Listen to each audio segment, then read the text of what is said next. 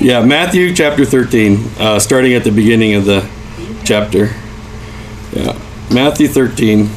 If you remember, we were looking at just some of the ministry of Jesus and some of the things that he was dealing with. Times where he would do things like heal somebody on the Sabbath, and then the leaders would say, "Oh, you healed somebody on the Sabbath. I think we'll kill you."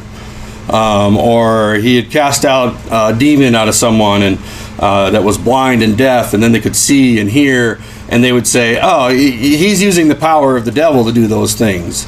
And so he would be doing good, and all the while he's doing good, the leaders around him are like, "Let's kill him. Let's get rid of him. We don't want him. Let's destroy him."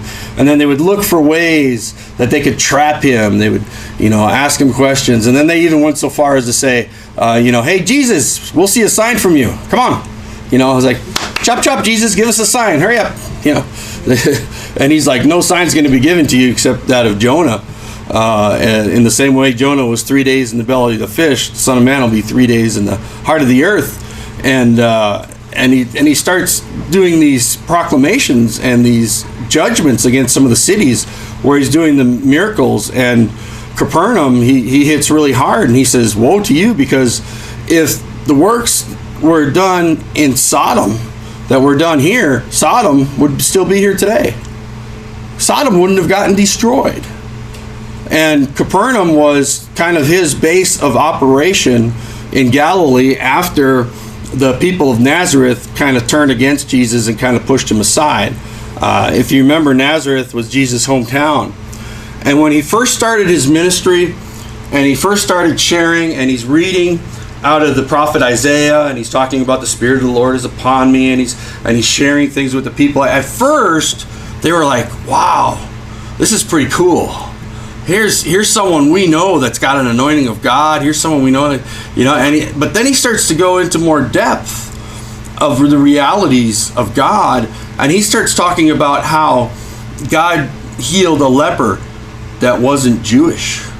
He talks about how a prophet went to stay with a widow that wasn't Jewish to be saved through a time of famine, and that the opening up and the revealing of the fact that God's not just for Jewish people but for other people.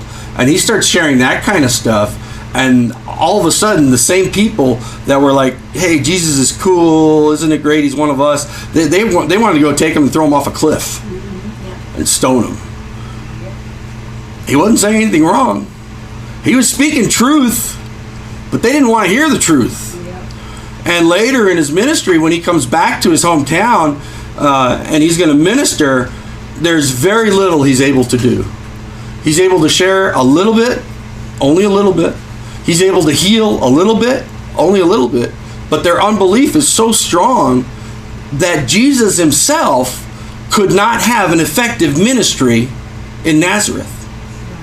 That's quite a statement, isn't it?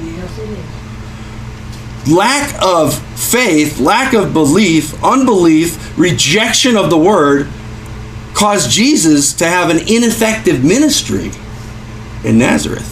Jesus, ineffective ministry.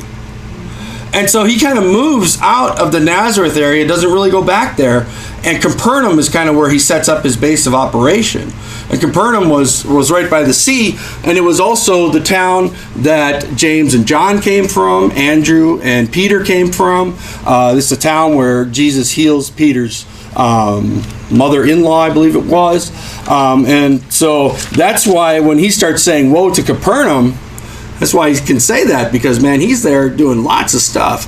And people are coming from all around. Thousands of people are following Jesus.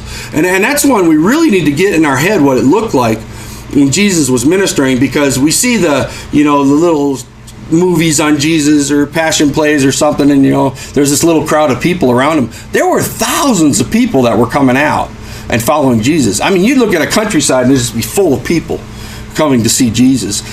Some places in the Bible even talks about it was so many people, it's like they were trampling on each other. I mean, that's how many people. I mean, and it's no wonder then that the leaders are going, if we don't do something about this, the whole city's going to turn and follow him. Boy, Rome's going to see this, and they're going to start, and Rome would start to take notice of that. Some guy that lots of thousands of people are following, they're going to worry about that kind of things because they worry about uprising. And so that's kind of just a little bit of the background. And this is where Jesus is in Matthew chapter 13 as we begin the chapter.